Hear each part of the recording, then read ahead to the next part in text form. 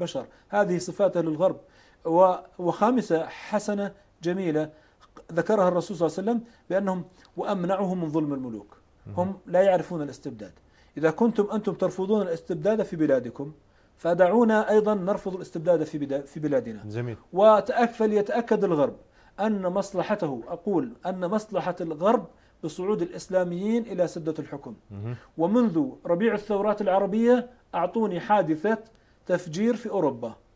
إذن الشعب العربي عرف طريقه إلى الحرية، لأن الغرب بدأ يتخلى عن الحكومات، وإن كان هذا التخلي بطيء جدا. جميل. فلذلك الشعب العربي عندما يجد أن أوروبا وقفت إلى جانبه هو يمد يده إلى أوروبا، ونحن بكلنا إنسانيين وبشريين. جميل جدا. يعني إجابة واضحة، لكن ربما السؤال الأكثر تعقيدا. لا شك بأن الثورة السورية يعني الجميع يتدخل بها، والجميع له دور وشأن بها، على رأس الولايات المتحدة الأمريكية وروسيا والصين. ولا شك بأن كل هذه الدول وكل يعني منظومة مجلس الأمن الدولي لها علاقة مباشرة مع إسرائيل. ولا شك بأن رضا إسرائيل هو يعني غاية أمريكية عظمى وأولى، وأوباما قالها بأن يعني أمن إسرائيل هو أمن مقدس بالنسبة لي. ولا شك بأن إسرائيل لها دور في الثورة السورية، ولها دور ورأيها مهم بالنسبة لحلفائها الأمريكان والأوروبيين وحتى الروس والصينيين. يعني إسرائيل تشترك بأن أمريكا وروسيا هم أيضا حلفاء لها. هل أنت مع إرسال رسالة تطمين لإسرائيل أيضا بأن يعني العرب بالنسبة للأراضي المحتلة يعني سنبقى يعني نتفاوض حولها في السلام، وربما بمعاهدات واتفاقيات، وربما نعمل علاقات يعني سلام مع إسرائيل؟ أم أنت أيضا مع أن نكون حازمين بالموقف هنا، وأن نقول بأن موقفنا من أراضي الجولان على سبيل المثال أنها أرض محتلة للدولة السورية وسنحررها بكافة الطرق وشتى الطرق، بغض النظر عن الردود التي ستنتج عن هذا التصريح، وبغض النظر عن تأثير إسرائيل على دول الولايات المتحدة الأمريكية وروسيا والصين فيما يتعلق بمثل هذه التصريحات؟ هل أنت مع أن نكون واضحين في هذه المسألة على علاقة سوريا ما بعد الأسد مع إسرائيل؟ أخي، بالنسبة للكيان الصهيوني لا نقول إسرائيل. نحن ولن نعترف بإسرائيل حتى لو بدنا عن بكرة أبينا.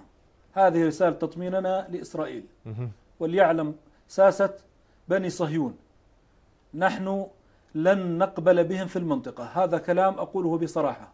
لكن اليهود الذين الموجودين في فلسطين، من كان له حق اشترى أرضا ولم يقع بدماء الشعب الفلسطيني، أحكام الشريعة الإسلامية تبين ذلك. ربما يكون لهم قطعة أرض، ربما يكون له منزل، نحن نعتبرهم كما اعتبرهم رسول الله صلى الله عليه وسلم في المدينة. لكن أن يكونوا اغتصبوا الأراضي وانتهكوا الحرمات وقتلوا الفلسطينيين وقتلوا المسلمين وقتلوا المصريين وقتلوا حتى في السوريين، ثم بعد ذلك يريدون رسالة تطمين، نحن لسنا مع تطمين الكيان الصهيوني حتى بغض النظر شو بينتج عن ذلك. وأريد أن أميز بين الكيان الصهيوني وبين اليهود، لأن الصهيونية حركة استغلت اليهود لمصلحتها. اليهود نحن نحترم وجودهم المحق، إن كان لهم حق يأخذوا، وإن كان ليس لهم حق ليعودوا إلى أرضهم. ولا يعني لا نريد أن يعني نخوض أكثر في التفاصيل. أما عن قضية الجولان الذي بيع من حافظ الأسد، هذا الجولان قصد به ليس فقط أن يعني تطمين إسرائيل، أو إلى أننا نحن يعني حدودنا آمنة بالنسبة لكم، هذا الجولان خذوه على أن تبقوني في الحكم إلى الأبد. لا، هناك ظلم وقع على الطائفة الدرزية من الطائفة العلوية، حصر من الطائفة العلوية ومن النظام. نقول نحن نريد أن نستعيد الجولان، لأن الجولان له أهله وهم أخوتنا مظلومين. نريد أن نستعيد الجولان، ونريد أن نضع سيادتنا على كامل الأراضي السورية. جميل.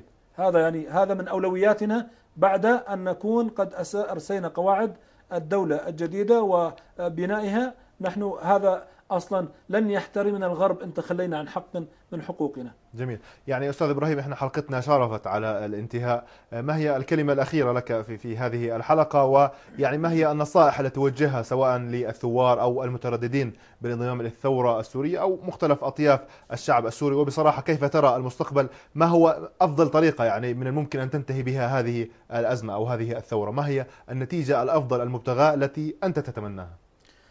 أخي الكريم، قلنا بما أن نتائج الثورة محسومة وهي إسقاط النظام، نقول لكافة السوريين، اللي يقول للثوار اصبروا وصابروا ورابطوا واتقوا الله. تقوى الله تكون مع الرباط. اصبروا وصابروا ورابطوا واتقوا الله لعلكم تفلحون. هذه للثوار. نقول للمؤيدين هذا لن يخدم مصلحتكم في المستقبل من حيث مشاركتكم في بناء سوريا. هذا يعني لن يكون لكم هناك المناصب ولن تكونوا في مواضع القرار، هذه فقط. نقول بالأحرى لإخوتنا الأكراد، نسينا يعني أن نذكر إخوتنا الأكراد. نعم. إخوتنا الأكراد، أقول والله يشرفني أن يكون حاكما علي في يوم من الأيام أخ من إخوتنا الأكراد كصلاح الدين الأيوبي.